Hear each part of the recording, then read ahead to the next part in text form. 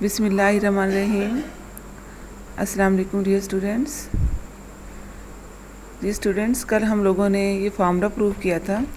Limit n tends to infinity 1 + 1/n raise to power n, इसकी value क्या होती है e। ये फार्मूला हम लोगों ने कल प्रूव किया था। इस फार्मूले का यूज़ अब क्वेश्चन नंबर 4 में है।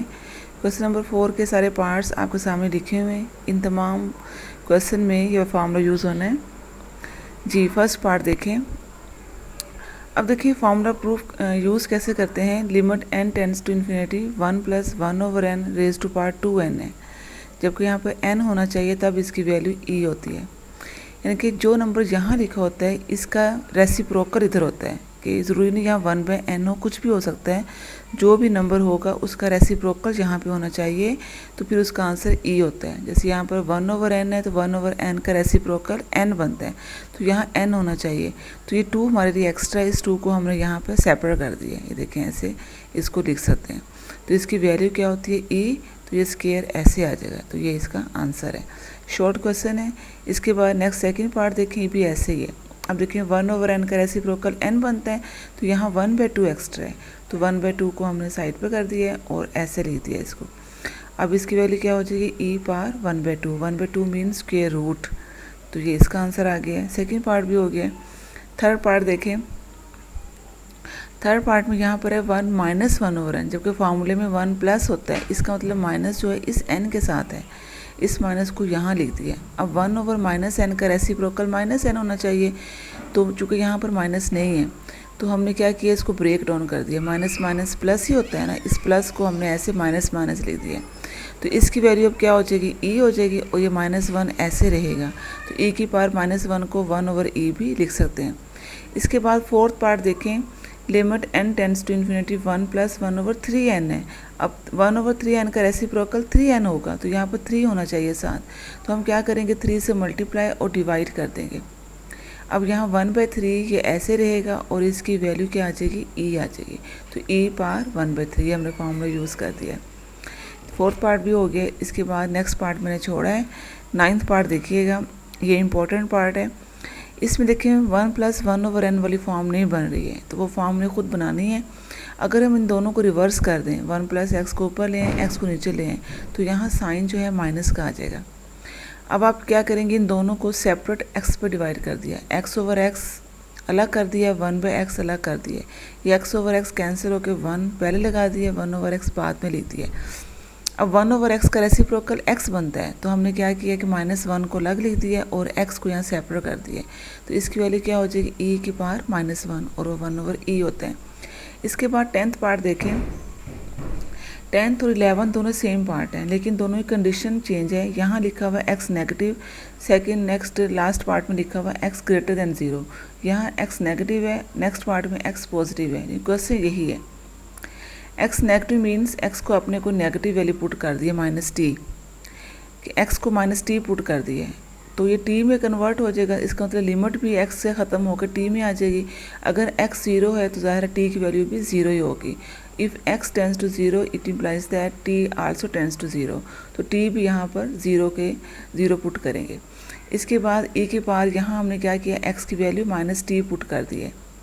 अब आप लिमिट पुट कर दें, t को 0 पुट कर दिए, तो 1/0 इन्फिनिटी होता है। e की पावर -∞, यहाँ भी 1/0 इन्फिनिटी होता है। e की पावर -∞ 0 होता है, ये 0 आ जाएगा। 0 - 1, तो इसका आंसर -1 आ गया। 10th पार्ट भी हो गया। इसके बाद 11th पार्ट देखें। 11th पार्ट में भी अगर हम डायरेक्ट पुट करते हैं 0, तो 1/0 इन्फिनिटी होता है। e की पावर इन्फिनिटी भी इन्फिनिटी होता है। इन्फिनिटी में से कुछ माइनस करें वो भी इन्फिनिटी ही रहता है। इसलिए ये इन्फिनिटी बाई इन्फिनिटी फॉर्म बन रही है। तो इससे अवॉइड करने के लिए क्या करेंगे, इन दोनों में से e की पावर 1/x हमने कॉमन ले ली है, बाहर निकाल दी है।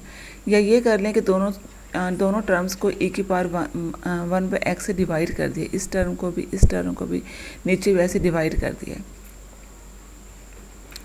या e की पावर 1/x कॉमन ले लिए, यहाँ 1 आ जाएगा, यहाँ 1/1 हो जाएगा। इस तरह नीचे भी स्टेप किया है, ये दोनों आपस में कैंसिल हो जाएंगे। इसके बाद डायरेक्ट हमने लिमिट यूज़ कर दी है, x को 0 पुट कर दिए। 1/0 इन्फिनिटी होता है, e की पावर -∞ अगेन 0 होता है, तो इसका आंसर फिर 1 आ गया। अब देखिए क्वेश्चन वही था, उस क्वेश्चन में x नेगेटिव था, यहाँ x पॉजिटिव है।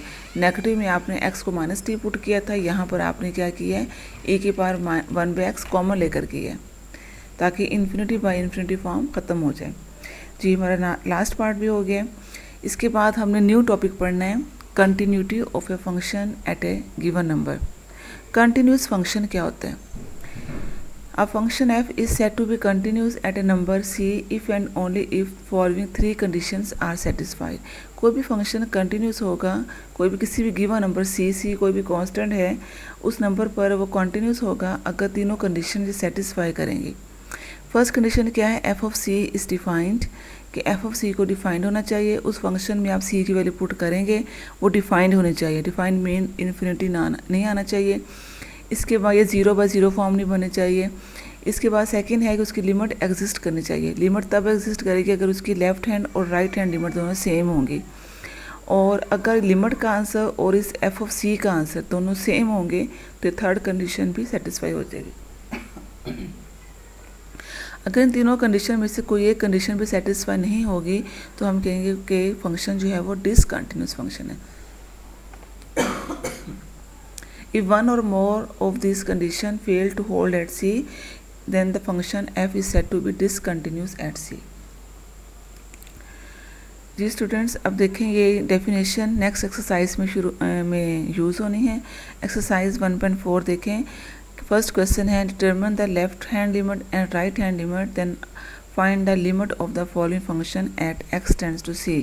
अब ये लेफ्ट हैंड लिमिट क्या होती है और राइट हैंड लिमिट क्या होती है, ये देखें। फर्स्ट क्वेश्चन में लेफ्ट हैंड लिमिट मैंने आपको डेफिनेशन में बताया था। लेफ्ट हैंड लिमिट में x जो है x इक्वल टू 1 मीन्स कि 1 की इक्वल नहीं होता। लिमिट में थोड़ा सा x 1 से थोड़ा सा स्लाइटली कम होता है। लेफ्ट हैंड में थोड़ा सा कम होता है और राइट हैंड में थोड़ा सा ज़्यादा होता है, थोड़ा सा ज़्यादा। जैसे अगर 0.999 को हम 1 ही कहते हैं तो थोड़ा सा कम हो गया जी। अब थोड़ा सा कम होता है लेफ्ट हैंड लिमिट, तो हम थोड़ा सा 1 के ऊपर माइनस का साइन लगा देंगे। इट मीन्स x जो है 1 से लेस है, लेकिन पुट हम उसको 1 ही करेंगे। देखिए सारा प्रोसीजर वही है कि आपने x को 1 पुट कर दिया, तो इसका 1 पुट करने से इसका आंसर -2 आ गया। और राइट हैंड लिमिट में क्या होता है कि x जो है थोड़ा सा 1 से ज़्यादा होता है, कि 1.001 कह सकते हैं, तो उसको 1 ही लेंगे राउंड करने से। तो यहाँ तो आप 1 के ऊपर छोटा सा प्लस का साइन लगा देंगे। It means it is right hand limit. तो फिर हम पुट आपने x को 1 ही करना है। अब देखिए दोनों तरफ सेम आंसर आया है। अगर लेफ्ट हैंड लिमिट और राइट हैंड लिमिट सेम आए तो हम कहेंगे फंक्शन उसकी लिमिट जो है वो एग्जिस्ट करती है। इसका मतलब ये है कि limit x tends to 1 f of x equal to -2 है, तो डायरेक्ट 1 की लिमिट भी क्या होगी, वही होगी -2। ये फर्स्ट पार्ट हमारा कंप्लीट हो गया है। सेकंड पार्ट देखें। सेकंड पार्ट मैंने छोड़ा है, वो बिल्कुल ऐसे ही है, वो आप लोग खुद कर लिएगा। थर्ड पार्ट देखें। x-5 मॉडुलस, मॉड है यहाँ पर, c की वैल्यू 5 है, कि 5 पर चेक करना है आपने इसकी लेफ्ट हैंड और राइट हैंड। अब आपको पता है अभी हम मोड ख़त्म करते हैं, 2 साइन लगाते हैं प्लस और माइनस। अब देखें यहाँ पर x अननोन है।